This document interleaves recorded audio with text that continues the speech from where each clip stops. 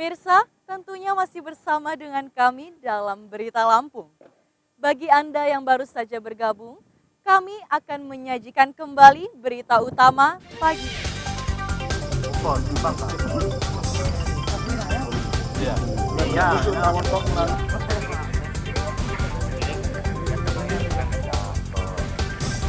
Lima dari 9 pembunuh warga Lampung Selatan ditangkap polisi Lampung Tengah.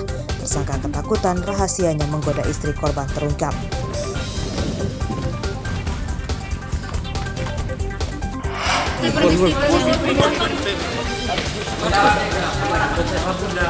Kepala Dinas Kesehatan Lampung diperiksa Polda diduga terkait korupsi penggunaan dana penanganan COVID-19. Kalau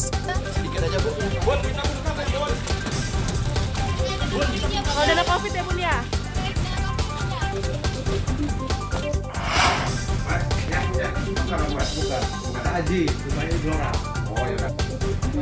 Penyergapan pencuri motor modus membuka lowongan kerja di Bandar Lampung.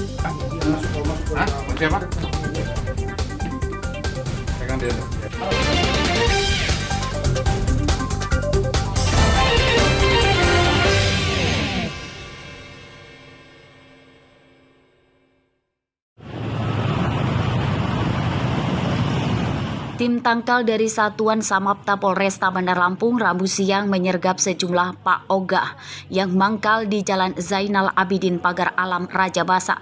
Mereka yang umumnya para remaja ditangkap karena menjadi petugas pengatur lalu lintas ilegal. 6 pemuda ditangkap berikut uang hasil imbalan sebagai Pak Ogah, lebih dari seratusan ribu rupiah disita.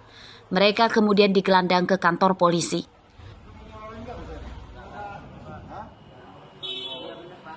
Polisi mengatakan keberadaan Pak Ogah sebagian merugikan para pengendara. Bukannya mengurai kemacetan, mereka justru menjadi biang keladi kemacetan arus lalu lintas. Mereka mendahulukan mobil yang akan dibantunya menyeberang atau putar balik untuk mendapatkan imbalan uang tanpa memperhitungkan akan berdampak macet. Tak jarang juga mereka memaksa meminta uang ke pengendara atas jasanya. Menertibkanlah. Jangan ada lagi paugah-paugah yang liar yang meresahkan masyarakat, justru membuat kemacetan. Itu harapan kami. Maka dari itu tadi ada sekitar 6 orang yang kita bawa ke kantor kita ini, kemudian dilakukan pendataan, kemudian dilakukan pembinaan.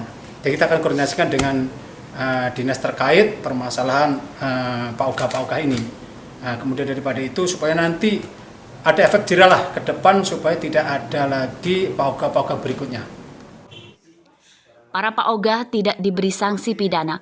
Polisi mendata serta meminta mereka tidak mengulangi perbuatannya. Robi Laste melaporkan dari Bandar Lampung.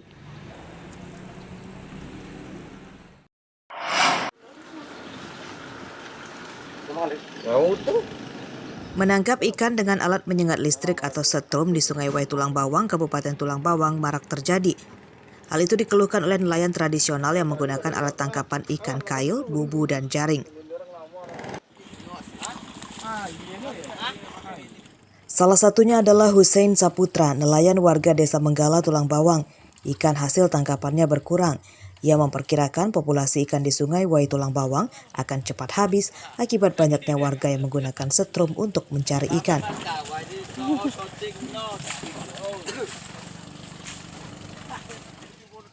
Jika menggunakan alat setrum, ikan kecil di sungai ikut mati, namun tidak bermanfaat karena yang diambil para pelaku hanya ikan berukuran besar saja.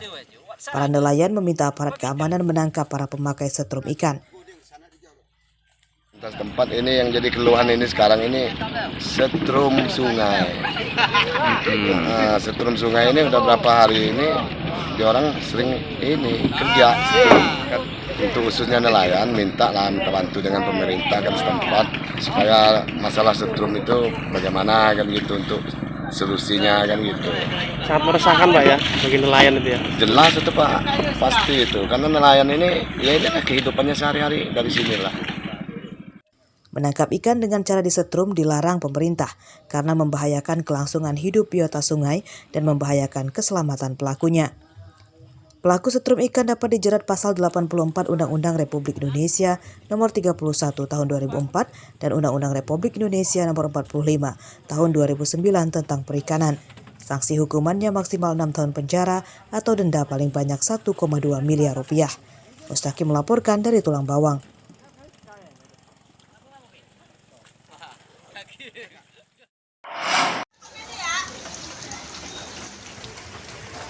Ratusan nelayan di pesisir Bandar Lampung memilih libur melaut akibat cuaca ekstrim.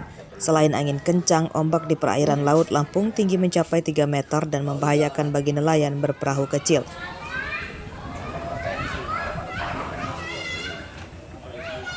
Mereka yang libur melaut mendapatkan kapal-kapalnya di dermaga Gudang Lelang Teluk Betung Timur. Waktu liburnya dimanfaatkan untuk memperbaiki alat penangkap ikan dan perahu.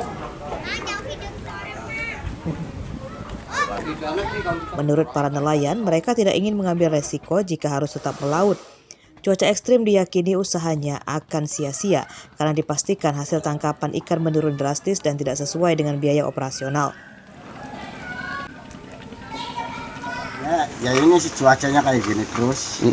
Jadi kadang-kadang kalau dapat yang 12 juta, misalnya yang 20, ada yang 25, itu nelayan agak rugi semua.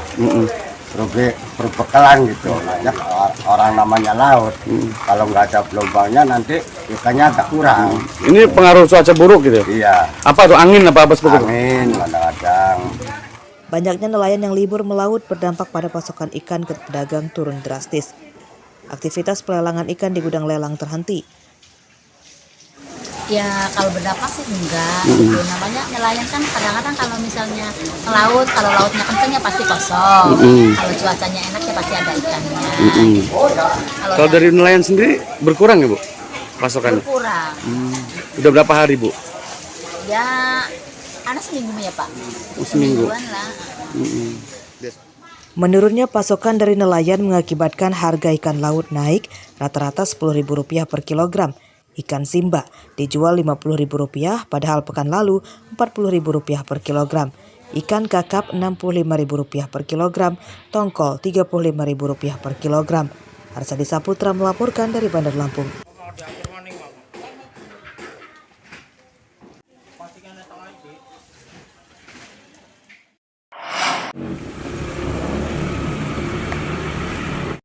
Penyakit chikungunya mulai mewabah di Kabupaten Pesisir Barat. Jumlah pasien penyakit ini yang dirawat di puskesmas bertambah setiap harinya. Salah satunya di Puskesmas Krui, Rabu siang. 6 warga dari Kecamatan Pesisir Tengah dirawat di puskesmas ini karena terserang chikungunya. Para pasien seluruhnya orang dewasa.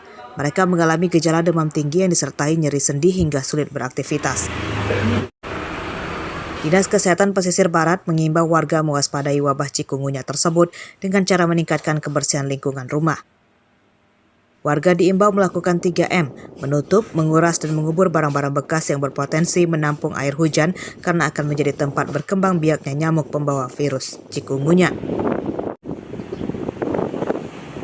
Sampai dengan hari ini untuk kasus yang terlapor ke kami ada 6 kasus ya. Itu sumbernya dari dokter praktek swasta ya, di mana berdasarkan hasil pemeriksaan dari dokter tersebut pasien-pasien tersebut didiagnosa suspek chikungunya. Umumnya itu yang dirasakan oleh pasien itu pasien ada demam, kemudian dia ada nyeri sendi dan Berdasarkan data Dinas Kesehatan Pesisir Barat, sejak Januari hingga Juli 2022, tercatat ada 35 pasien chikungunya yang dirawat di sejumlah puskesmas, seluruh pasien sembuh. Rosandi melaporkan dari Pesisir Barat.